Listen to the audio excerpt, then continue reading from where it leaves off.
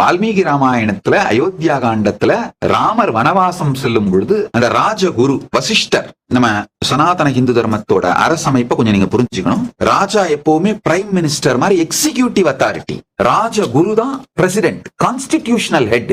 கான்ஸ்டிடியூஷனோட head வந்து Rajguru, Rafah இப்ப பிரசிடென்ட்ன்ற position. Executive authority தான், எக்ஸிகியூட்டிவ் பவர் வந்து பிரைம் மினிஸ்டர் அரசன் இருக்கும். சோ அரசன் வந்து executive power centre, executive power மொத்தமா அரசன் இருக்கு. ஆனா கான்ஸ்டிடியூஷன் ஹெட் வந்து ராஜகுரு தான். சோ ராஜகுரு வசிஷ்டர் ராமர் வனவாசம் போகும் பொழுது அடுத்த அந்த ராஜ்ய அதிகாரத்தை சீதை கிட்ட தான் ஒப்படைக்கிறாரு. கொஞ்சம் ராமாயணம் படிங்கய்யா. ராமாயணத்திலே அயோத்தியா காண்டத்தில் ராமர் வனவாசம் சொல்லும் பொழுது 33வது சர்க்கத்திலே தெளிவாக இந்த ஸ்லோகம் வருது. சாது தர்ம பிரதானித்யா ராண்ய பிரியதமா சதிஹி சர்வேஷாம் தர்மசீலானாம் பிரதிஷ்டா தர்மதர்ஷினி சா யதா புருஷோ ராண்யோ தர்மேணாபிஹிதா புரா ததைவ குருகல்யாணி தர்மபத்னி யதாவிதி. அப்ப என்ன அர்த்தம்?